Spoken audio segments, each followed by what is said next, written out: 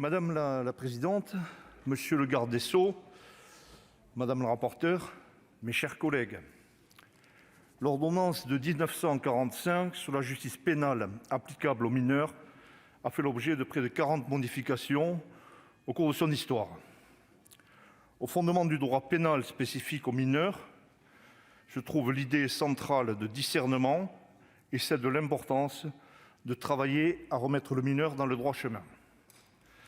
Malgré de nombreuses modifications que j'ai évoquées, un principe a toujours guidé la réponse pénale que notre pays applique aux mineurs délinquants. Il s'agit de favoriser les mesures éducatives lorsqu'il est possible d'éviter le recours à des mesures répressives. Il me semble que nous retrouvons tous autour de cette philosophie centrée sur la nécessité d'assurer l'insertion ou la réinsertion de ces jeunes.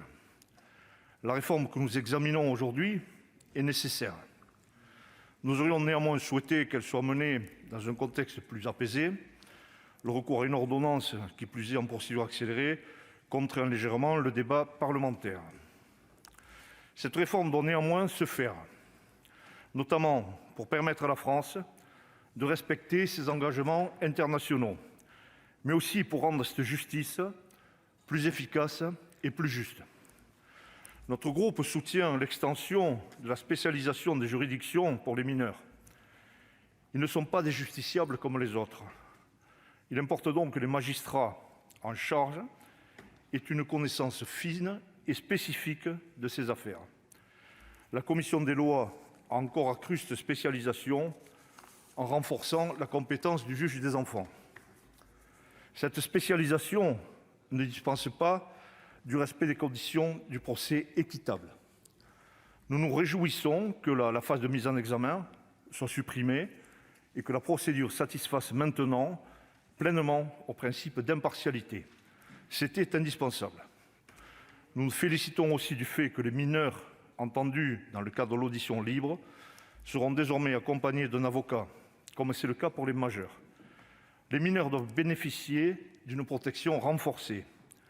Nous soutenons donc également l'interdiction du principe de recours à la vidéoconférence pour les audiences concernant leur détention provisoire. En plus d'une justice équitable, les mineurs ont besoin d'une justice rapide. C'est un point crucial pour l'ensemble des justiciables français, mais il est encore plus pour nos jeunes.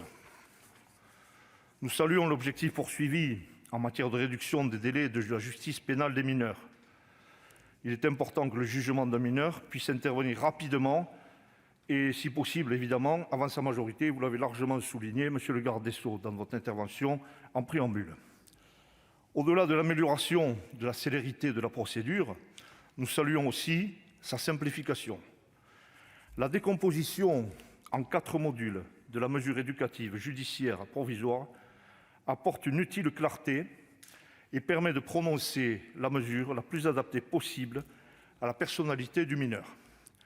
Cette réforme est nécessaire, je le répète, et attendue. Néanmoins, se pose la question de son entrée en vigueur.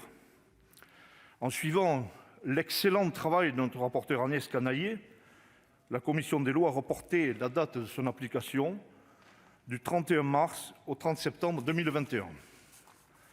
L'objectif de ce report est de permettre aux services de finaliser les préparatifs en vue d'une application de la réforme dans les meilleures conditions possibles. Vous l'aurez compris, notre groupe, les Indépendants, soutiendra l'adoption de ce projet de loi. Merci. La parole est à